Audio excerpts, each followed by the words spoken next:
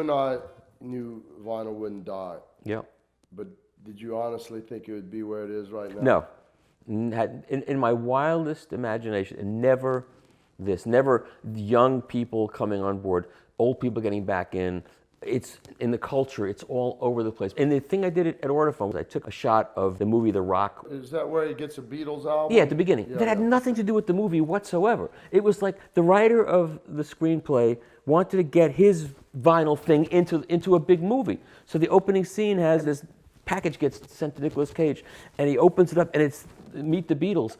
And the guy next to him says, why do you have that? You can get that on CD for $12. He goes, because I'm a Beatles fanatic and these sound better. I mean, that didn't have to be in that movie. They could have cut that out. It wouldn't have changed the movie. Even though you and I love to see that, it still is a cool thing. Dude, it's all over the place. It's all over, and it's a cool thing now, and it's going to stay a cool thing because it is a cool thing. How do you see the future?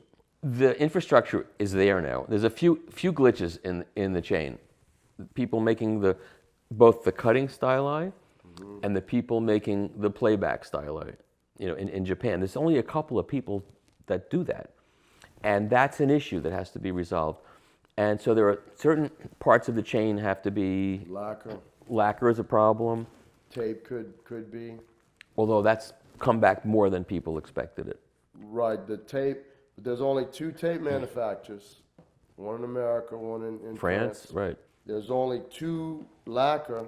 There's hardly anybody that can fix a cutter head, and there's very few cutter heads out there. The analog stuff is more rudimentary. It's more robust. Yeah, we have problems. That's what's supposed to be dealt with at making vinyl, and they're not dealing enough with it on the technical side. I got to bring it up with those guys that at this next year's making vinyl, they need to talk about this. That should be what do you call one of those panels? It has to be one of those panels. Right, because a lot of things, sometimes you figure they're reaching for like ideas for panels. And then half of those panels, it's like a lot of wasted time. A lot of wasted time, I agree. I mean, you're a good moderator and you keep it going and you keep it interesting and fun. And they were smart to get you to participate. Yeah. But you ought to tell them that now. But then we have to get those people there, or the right people there. I'm sure all the mastering guys run into these problems, right? Because they've got cutter heads that may need work. But you need to get the people that can fix it, because they're too old to travel. Yeah. That's probably the problem. We have a pressing plant and we have a cutting lathe. We're okay, but we're on the edge. Yeah, it was only not that many years ago that people were saying, well, vinyl's gotten as big as it's ever going to get because nobody's going to make new record presses. No one's going to invest all the money required to build new presses, and no one's going to buy new presses, and yet there are new presses, and they're being installed, and they're good presses, from what I understand, and that's happening. So you can get, in fact, you have a choice of presses. If you want to open a pressing plant, even a small one, a boutique pressing plant, you can get a press, and you can get it done now. So that's taken care of. So the thing is this, there was a period of time when all the tapes were being thrown away, if you remember. I mean, when I interviewed, what's his name, Brown, the engineer that did all the Traffic albums. Phil. Brown. Yeah, he was telling me that he was getting calls from people saying, hey mate, I saw all your tapes. They're in a dumpster outside of Trident. They closed Trident and all your tapes are in there. You better go get them. I mean, these people were crazy what they were doing. It was like they were going to close Carnegie Hall. It's the same insanity. That's been stopped, and that's a really important thing. That's been stopped. So people value records again, so they're not being thrown away like they were being thrown away.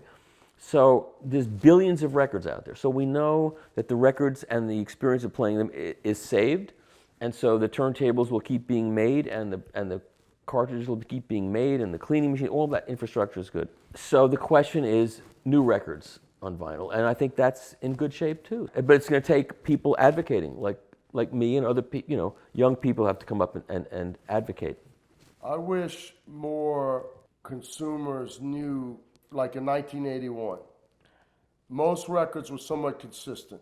It was mastered by Bernie or Doug. It was pressed at on a flat, thin record, but they were usually decent pressing for the money. Now you have from the really, really great pressings to the really, really crappy ones. And then the mastering, it can go from the really crappy to really. So although we have a lot better vinyl pressing and a lot better mastering, we also have a lot worse. I agree. And when somebody goes to the store, like a Malachi, and a lot of the major labels see that we're getting 30 and 35, Right. and they're putting their stuff at 30 and 35. For no reason. Well, for one reason. Right. I know, they're going to screw it up again. And the other thing that concerns me is the cheapening of everything again. Just like, records come out, like the mono Beetle box he's got in there, beautifully packaged, beautifully done, and now it's off the market. And why? Because they're going to reissue it, but with less costly packaging so they can lower the price. They should never, ever do that. If they're not making a high enough margin, raise the price, don't cut the quality. But that's what happened to the record industry in the 60s. It happened in the 60s. When paper on cardboard gave way to Shore Pack, every one of which opened up, and the glue and the paper got worse, the cardboard got worse, the printing got worse, the records got flimsier, the label, and the RCA went from this beautiful dog to a corporate logo. It's the mentality. They have this same crappy mentality is still there. It hasn't changed. And they got involved in vinyl. They see it's a way to make money. And the same corporate accountant mentality is going to screw it up again. That's my biggest fear. How do we educate the consumer to know how to spot the differences? That's the thing that Amoeba should do and they don't do. You go to the Bob Dylan bin, and there's 4 different versions of the same record. And one is $12, or one is $18, one is $30, one is $50. There's a lot of bootlegs coming from Europe. I know, that too, cut from CDs. Amoeba's buying those more than they're buying. And they shouldn't. They're going to They're going to kill. They're going to kill the whole thing. Nobody's getting the royalties, and That's it's right. from a CD. That's right. So it's not as good, and nobody's getting paid. That's right. It's bad. That's very bad. Most consumers say, I want a Bill Evans, and they go to the bin and they see Bill Evans and they pull it. Right. Or they say, well, why should I buy the 50 when here's one for 12? It's a bargain. They don't understand. And that's part of what I try to do. I posted 3 versions of John Wesley Harding. I posted files of an original mono, the Sony Legacy mono, which is cut from tape. Good job. And then the MoFi, which is a double 45 cut from tape. And people can make their own choice, which is best. But we made a sticker. Royalties have been paid. Yes. This is done through the label. And we should do that too. We should. Analog, Yes. master. Yes. And then I've seen 2 or 3 biggies. Copies. Of course. No, and we're happy. We're very happy that. And they're being honest. One of them is Speaker's Corner. Yeah. They used our exact thing, but it's cool. Yeah. Because I do think that they pretty much do close to what we do, or they try. They try their best. In all honesty, it's an interesting thing. I have like the 11 Spoonful, hums of the 11 Spoonful. So I've got an original pressing of that. That was Roy Halley engineered. That's an amazingly good sounding record. Speaker's Corner did a version of it, cut from tape. I don't know where the tape came from. Sundays did a version. I think it's a digital source. Most of theirs, till recently, were digitally sourced, but he had the original tape. I compared them. And what was interesting about that is that the tape won out over the analog. So the original's still the best. The one that Sundays did from a digital file cut from the master tape is better than the Speaker's Corner version cut from a tape. Its source is key.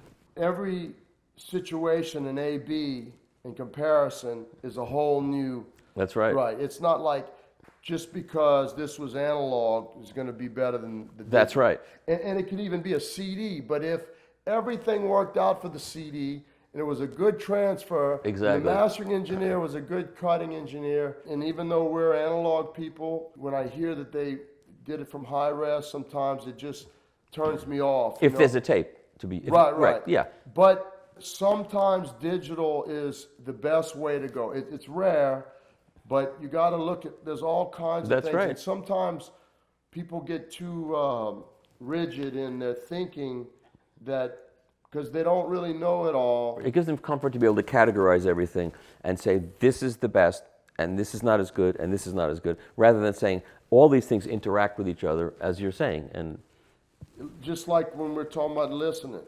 Yeah. Sometimes listening to there's the time and place. Yeah. And sometimes when they master it from digital, But the problem is most of the people are doing it for one reason. That's The right. oldest reason in the world. Money. That's exactly right. You know, and they're convenient and easy, and they're just trying to put it out quickly. But sometimes it really was the best way. That's right. That's But a different story. The motivation is very important to what the final product is. If your motivation is the best quality, it's going to be one way. If your motivation is cheap and money, it's the other way.